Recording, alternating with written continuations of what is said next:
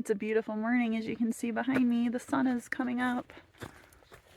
I'm less than a half mile from the Eastern Continental Divide, and I'll show some video when I get there. For no apparent reason, because it's a beautiful day. I had a really nice night last night. I slept great. Even had a funny story from this morning to share. In the middle of my hike just now, I got this overwhelming wave. I'm homesick. I'm not overly tired, I don't think. My legs feel fine. The trail is beautiful. It's just one of those days. This isn't a job by any means. It's work, but it's not a job. But it is work, and maybe it's just one of those days I don't feel like going to work. I don't know why.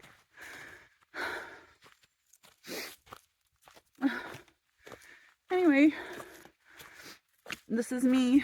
This is real on the trail. This happens from time to time, and then 5 minutes from now, I'll be fine, laughing, whatever. But this is only the first time this has happened down here in the south. It happened a lot up north, and it's usually when I am tired. So you know what? I have a 0 day coming up in a few days, and it'll be fine. Oh, I wouldn't change this for the world. Sometimes you just feel a little blue. Here we are at the Eastern Continental Divide, and anything on the left goes into the Gulf of Mexico, and on the right goes into the Atlantic Ocean, ultimately. Some gentlemen here have peed on the divide, and we are unclear that this really works, but we're going with it. Puddle. It didn't go anywhere. Yeah, it just kind of puddles and it doesn't go anywhere. I'm still looking at it. It's still not going anywhere.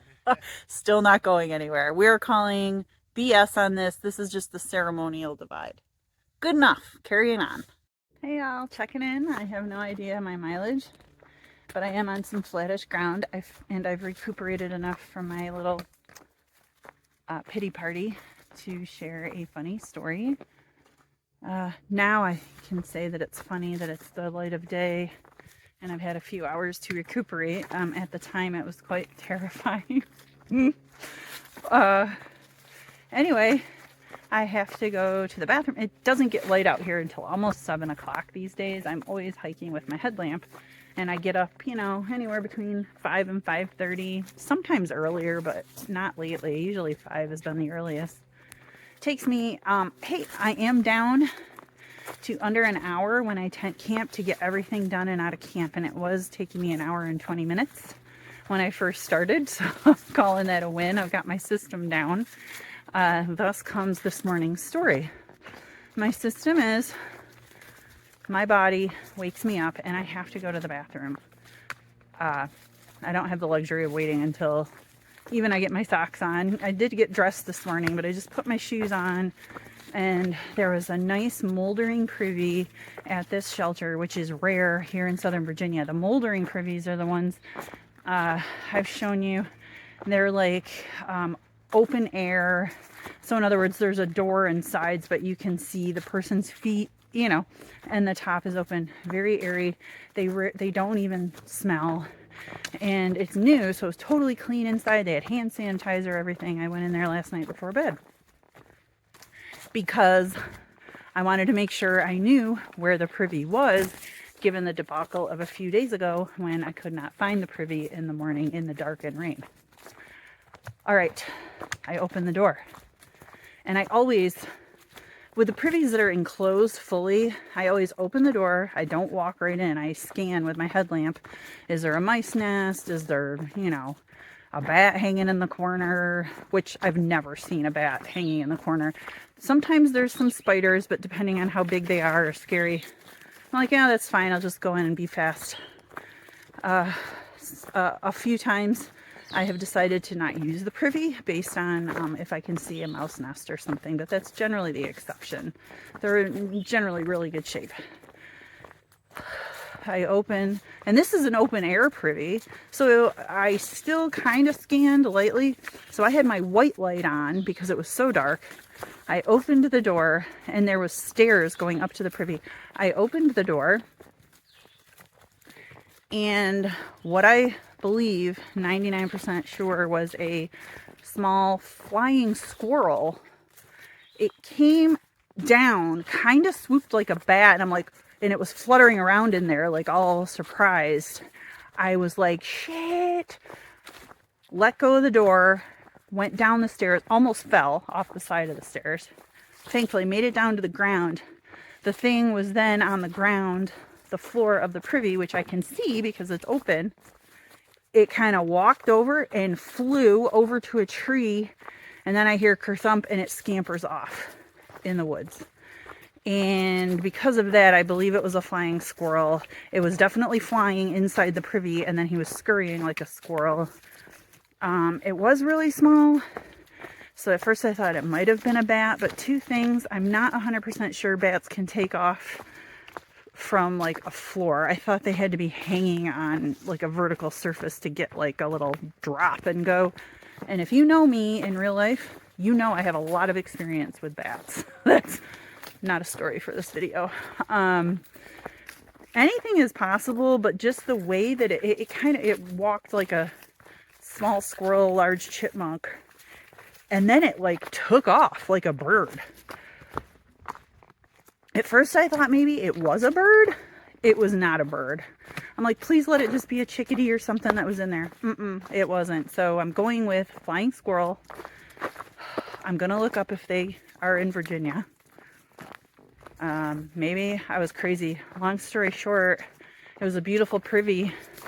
Even after that thing left, I refused to go back in. So let's add another one to the cat hole count. Ding! I had to dig a cat hole in the woods feet behind the privy because there was a flying squirrel in there and I refused to go in. Frankly, I don't know if I'll ever be able to go in a privy again. Maybe time will heal my wounds, but I am scarred from this big time.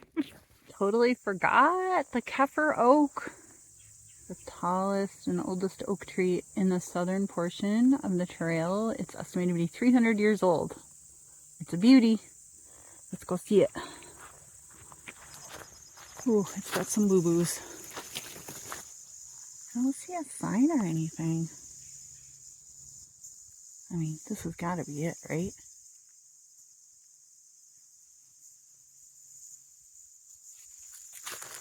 It was on the map. Well, regardless, this tree is gorgeous and old. I'm gonna hug it. Love you, big, beautiful tree. Tree hugger. Hear that? It's actual flowing water. I haven't heard that since Maine. Oh my gosh. I'm gonna get a couple liters and I'm gonna filter and drink one and carry one with me another 5 miles to the next source. This is amazing. Woohoo! One of my best lunchtime little breaks on the trail. A beautiful sitting rock with even a stoop for your feet. A lovely little footbridge with softly falling leaves and running water. A little babbling brook to listen to. It's not lost on me that my lunchtime used to be spent either running errands or working, meaning no lunchtime. And just now I sat there and watched leaves softly falling, listening to a babbling brook and staring at a caterpillar making his way across the bridge.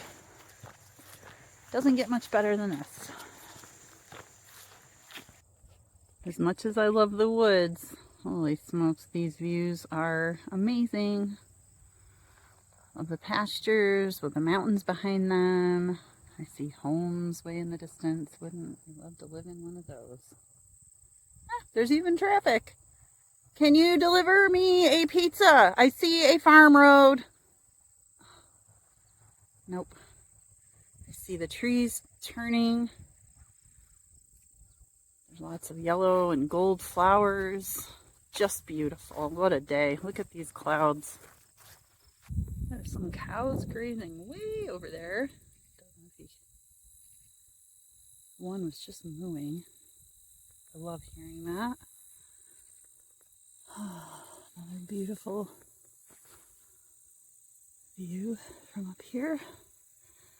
And the sun is intense, but welcomed. I just realized tomorrow, if I'm doing the math right, which anything's possible, I have hiker brain big time, I believe marks the 6-month anniversary of when I stopped working. And it's like, my God, that seems like such a long time, 6 months. But when I think about having worked, it doesn't seem that long ago. Very odd disparity. And I also realized if you count babysitting and part-time work, you know, before your career kicked off, it's the longest that I've gone without a job since I was 11 years old. Trust me, that's a really, really long time ago. Yeah, so it's interesting to ponder out here. I don't know what I am going, if anything, I'm going to do when I get back home. I don't spend a ton of time out here thinking about that because I don't want to squander the time that I have. It's just a bizarre feeling. It is crazy. Maybe that's why today really hit me about my lunch breaks. To be honest, I do not take a ton of sit-down lunch breaks out here. Like, I sat down for a solid 35 minutes. I usually do not do that out here.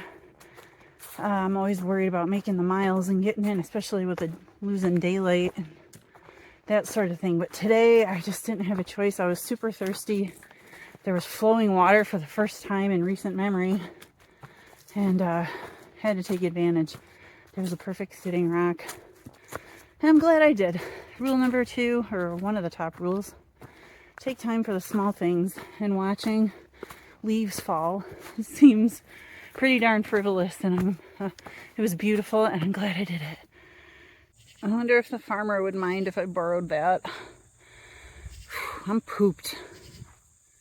I don't know how far I could get, but it seems to go across some farmland for at least a little while. Plus it'd be fun. Something's telling me that's a no-go.